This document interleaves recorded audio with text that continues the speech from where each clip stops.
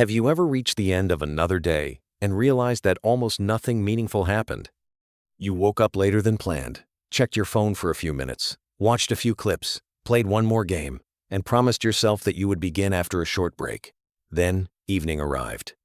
The break had become the entire day, and the same uncomfortable thought returned. Why am I doing nothing with my life? People often call this laziness. They may tell you to create a better schedule, wake up earlier, or become more disciplined. Those suggestions are not completely wrong, but they often miss the deeper issue. Sometimes, procrastination is not simply poor time management. It is the mind's way of avoiding adulthood.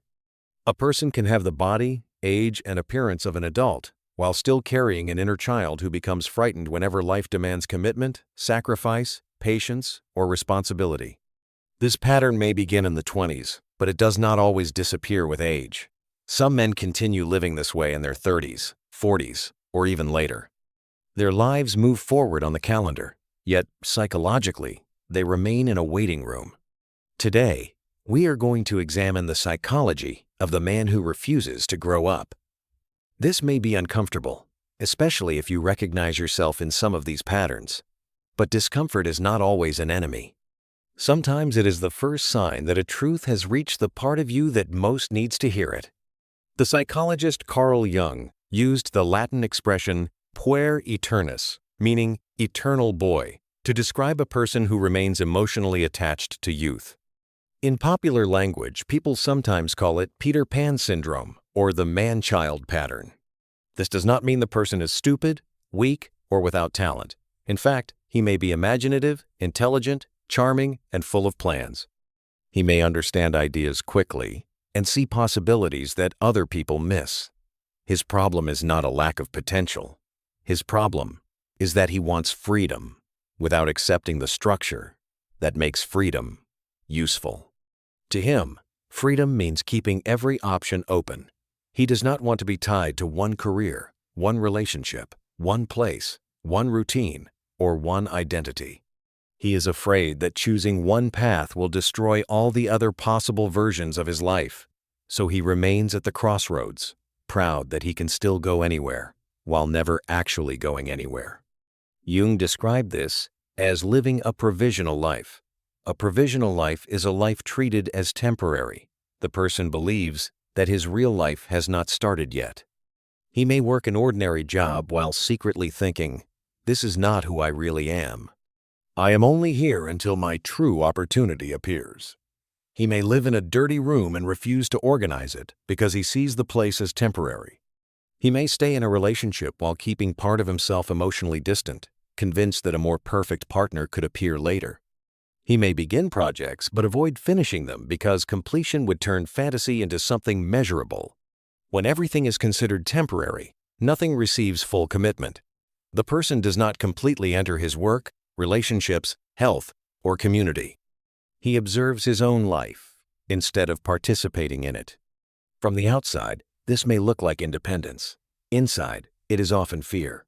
The eternal boy watches other people accept ordinary adult responsibilities. They work, make mistakes, build careers, raise families, pay bills, repair relationships, and continue even when life becomes repetitive. Instead of admitting that he is afraid to join them, he may protect his ego by looking down on them. He tells himself that they have become boring, trapped, or controlled by society. He imagines that he is different because he has not surrendered his dreams. Yet the truth may be less flattering. They are on the field, taking risks. He is sitting in the audience, protecting an image of what he could become. As long as he never chooses a career, he can believe he is capable of succeeding in any career. As long as he never finishes the book, launches the business, applies for the job, or seriously trains a skill, he can continue imagining that he would be exceptional if he truly tried. Untested potential is emotionally safe. Reality is not. Reality gives feedback. It shows you your current level. It reveals where you are, inexperienced, undisciplined, impatient, or unprepared. It places you beside people who may be more skilled than you. It asks you to begin at the bottom, repeat basic tasks, and improve slowly. Fantasy allows you to be brilliant immediately. Reality requires apprenticeship. This is why procrastination can become a form of self-protection. By delaying action, a person protects himself from evidence. He can say, "I failed because I did not really try," rather than face the more painful possibility that he tried and was not yet good enough. The word "yet" is important. Adulthood understands that ability can be developed. The childish ego, however, often believes that being a beginner is humiliating. It would rather remain secretly gifted than become visibly imperfect. Where does this pattern come from? In many cases, the man who struggles to grow up was once a child who received strong praise for being talented, intelligent, creative, or special. Perhaps school was easy for him. Perhaps adults admired how quickly he learned. Perhaps he became known as the child with great potential. Praise is not harmful by itself. The problem begins when a child builds his entire identity around being naturally exceptional. He learns to value the image of brilliance more than the process of effort. He becomes attached to the belief that he should succeed quickly. Then adulthood arrives. The world does not reward potential in the same way school or family once did. Employers reward consistent results. Relationships require emotional reliability. Money demands planning. Skills require repetition. Projects require completion. No one can live forever on the promise of what he might become. For the former gifted child, this can feel like a personal crisis. When he struggles, he does not simply think, "I need more practice." He may think, "Maybe I am not special after all." That thought threatens the identity he has protected for years. To avoid it, he delays. He researches instead of producing. He plans instead of beginning.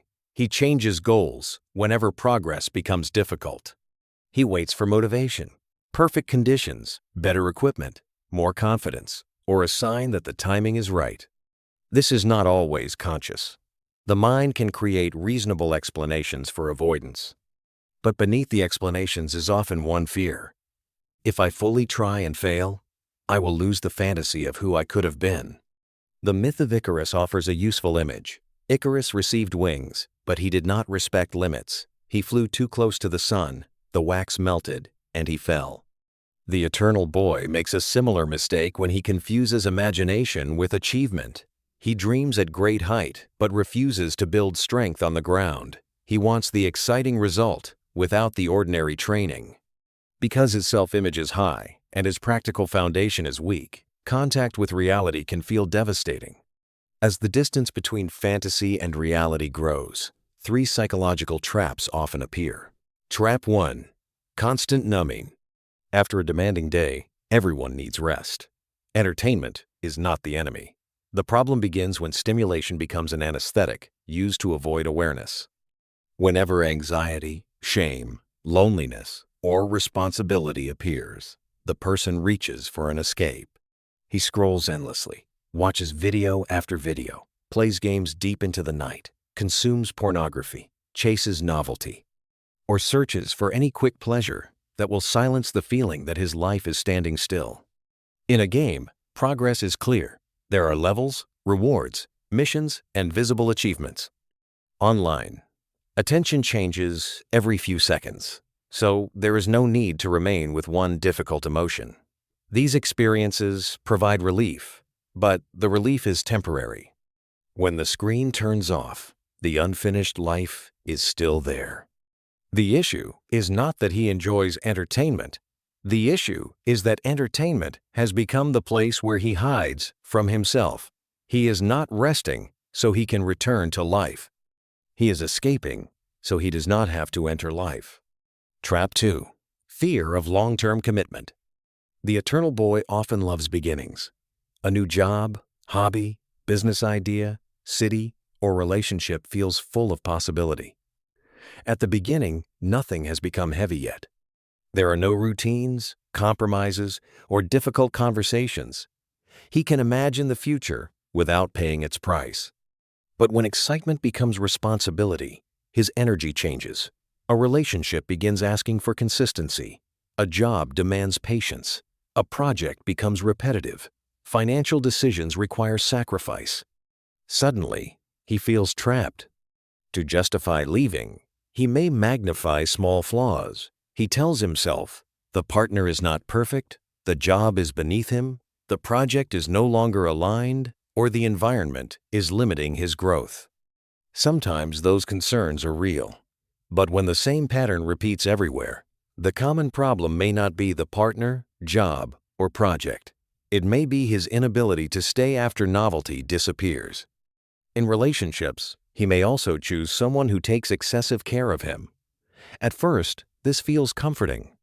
Over time, the partner becomes responsible for organization, emotional stability, money, planning, cleaning, and difficult decisions. He remains in the role of the dependent child while resenting the very person carrying his weight. Trap 3. The victim mentality. Life is genuinely unfair in many ways.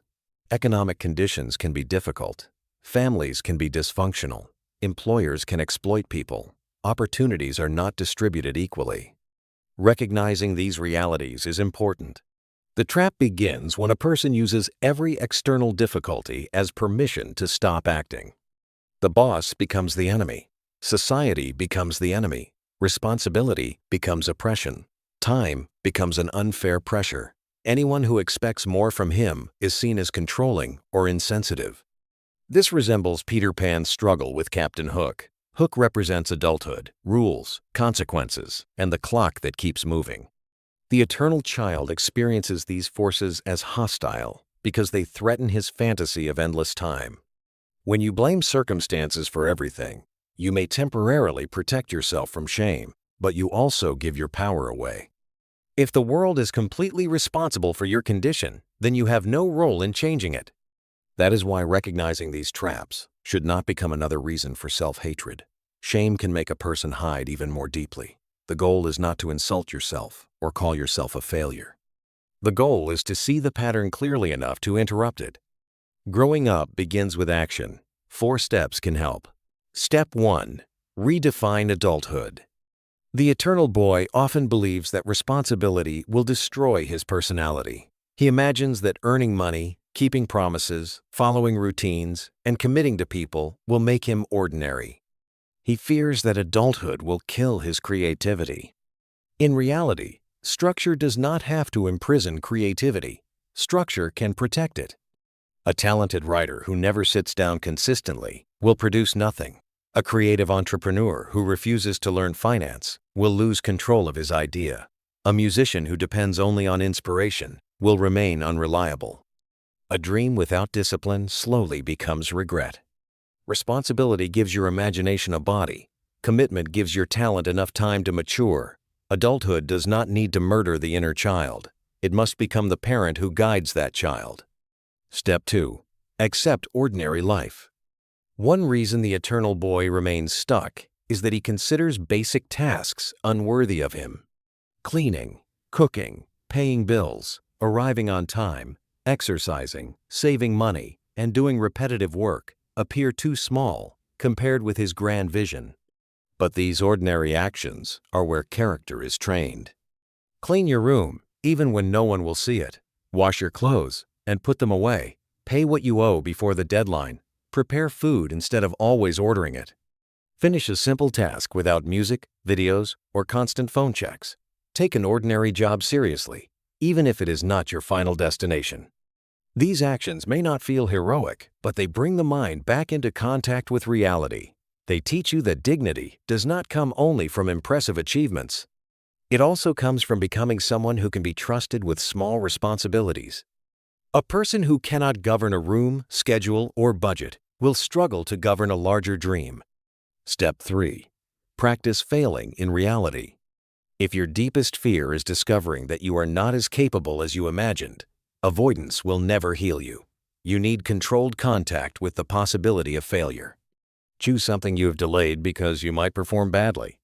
Send the application. Publish the first piece of work. Attend the class where you will be a beginner. Ask for honest feedback. Make the difficult phone call.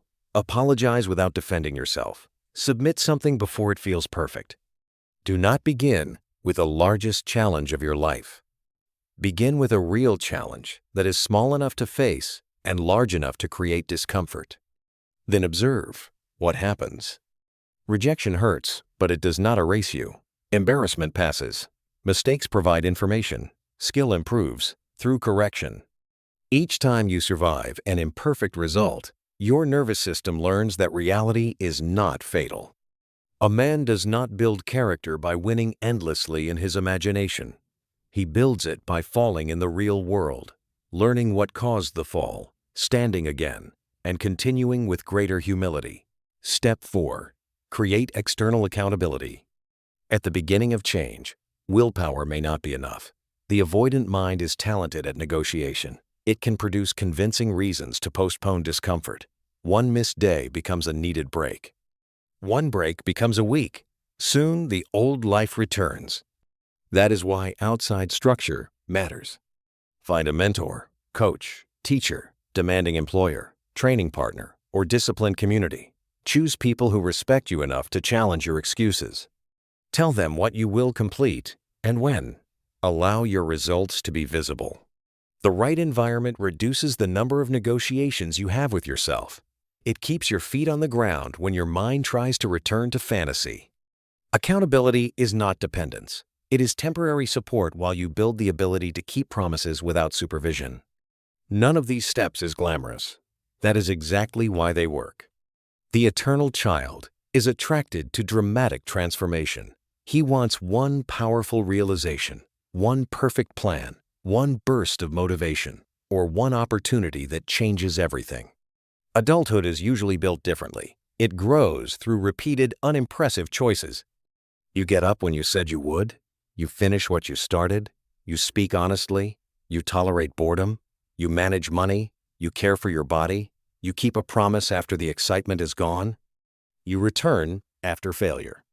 Little by little, the gap between your imagined self and your lived self becomes smaller.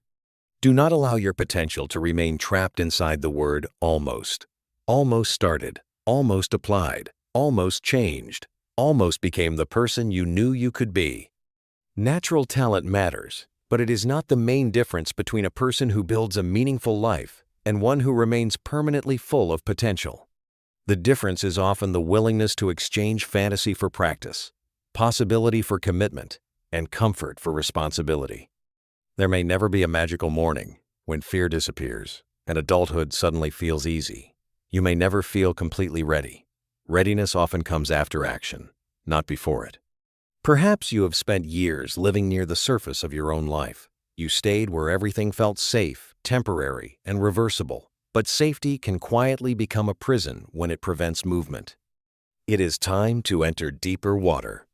A statement associated with Jung says that one of the heaviest burdens a child can carry is the unlived life of the parent. Whether or not you are a parent today, your avoidance does not affect only you. Unresolved helplessness enters relationships, friendships, families, and future generations. The responsibility you refuse does not disappear.